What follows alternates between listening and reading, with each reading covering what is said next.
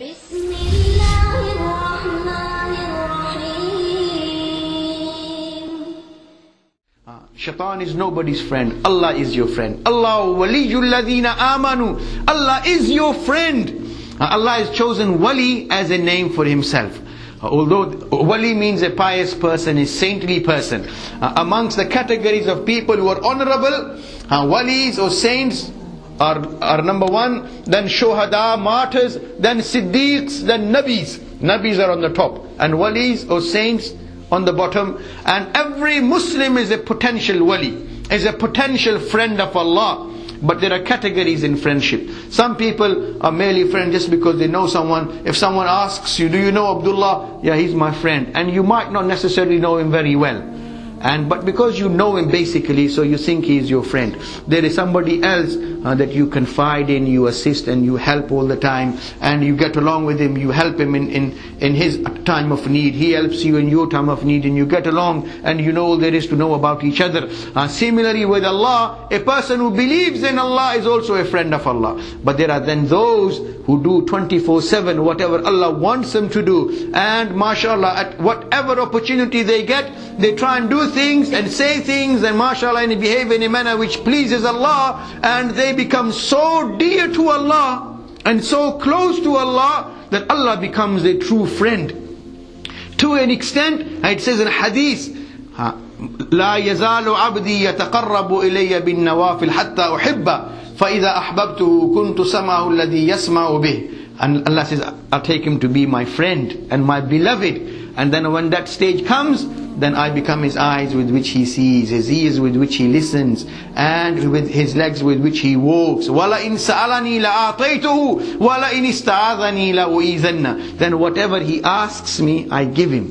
And when he seeks my refuge, I grant him. This is a true friend of Allah. Because Allah is a friend of the believers. But the Nabis are the highest.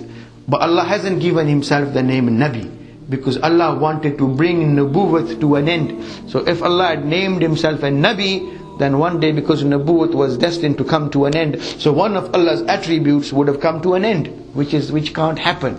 But Wali means a friend. So Allah will continue to be friend of the believers till Qiyamah and beyond. Allah's friendship will never come to an end. Allah will never betray His friends, because Allah is a real and a true friend and a loyal friend.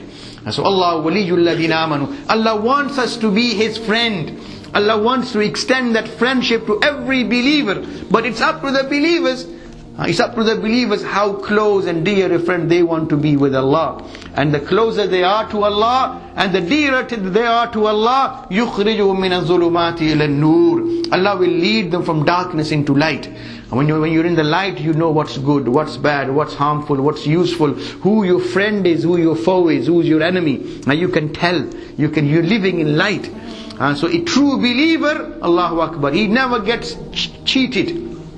He never gets deceived by anybody, because he's living in light. He's living with the friendship of Allah. So how can anyone cheat him? And he says, اتقوا من فراسة المؤمن فإنه ينظر بنور الله. Fear the understanding, the wisdom of a believer, because he sees with Allah's nur. Allah blesses him with special understanding, special insight. Allahu Akbar. And then that person, just when you see something good in light, you appreciate good things. So a true believer, when Iman is in the heart, he appreciates all good things. He likes doing good things. He likes talking good. He doesn't like talking rubbish. وَقُلْ لِعِبَادِي يَقُولُ الَّتِي هِيَ أَحْسَنُ. Allah says, tell my servants, and they should speak what is good. So he likes speaking good things. He likes looking at good things. He likes listening to good things, because that's what pleases Allah. And when a person does good, إِذَا سَرَّتْكَ حَسَنَتُكَ, when you do something good and you feel happy. وَأَسَاءَتْكَ سَيِّئَتُكَ, and then when you've done something wrong, you feel restless. The Prophet ﷺ said, then فَأَنْتَ مُؤْمِنٌ, then you are a true believer. إِذَا سَرَّتْكَ حَسَنَتُكَ وَأَسَاءَتْكَ سَيِّئَتُكَ فَأَنْتَ مُؤْمِنٌ. When you've done something good and you feel good. When you've done something bad and you feel bad, then that's a sign you're a true believer. Just like when you're healthy, you feel hungry, and when you're hungry and you're given some meal, you enjoy the taste of the meal. And when you've been on a hard day's work, a mission, at the end of the day you feel so tired and you put your head down before you know you're gone. So eating good, sleeping good, they are signs of good health. If you can't eat well and you can't sleep well, that means something is seriously wrong.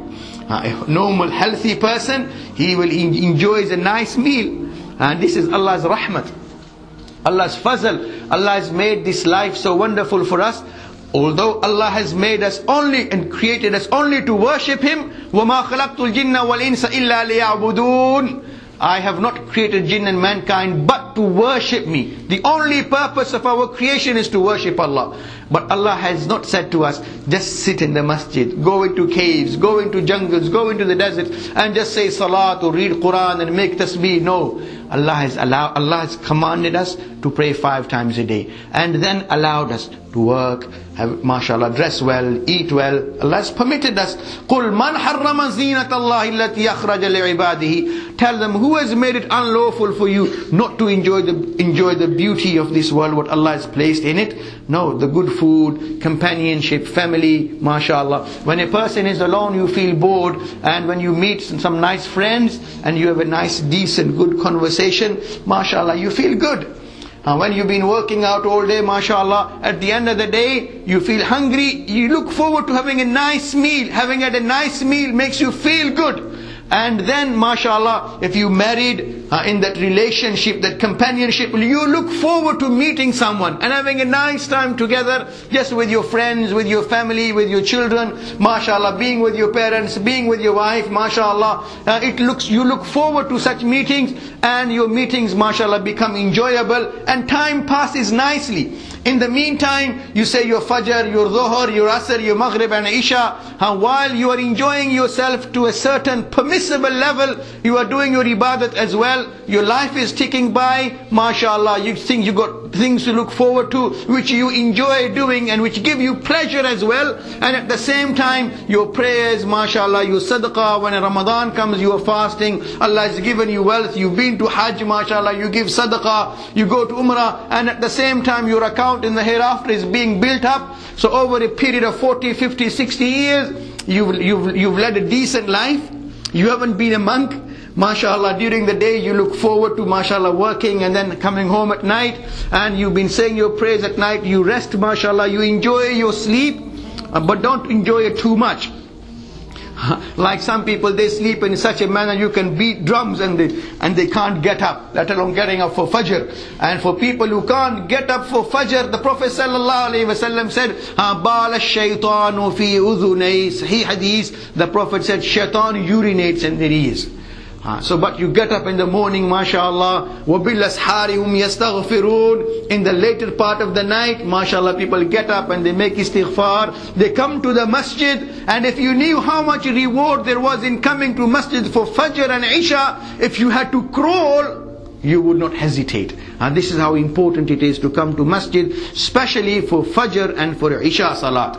So I was saying, over a period of 40, 50, 60 years, mashallah, a person, Allah has blessed him, mashallah, he has breakfast in the morning. Before that he's prayed his Fajr, breakfast, he goes to work. Mashallah, he's been working hard now, he feels hungry, lunch. And he prayed his Zuhr as well, and he thanked Allah. Then he's worked his day, mashallah, full day shift. Comes home, mashallah, meets his family, children, mashallah. And the day of Qiyamah, the first thing which will be placed in the scale pan, it won't be your prayers, it won't be your Hajj or your Jihad. The Prophet ﷺ said, the first thing which will be placed in the pan of scales on the day of Qiyamah will be the sadaqah, or the expenditure which a person would have spent upon his family.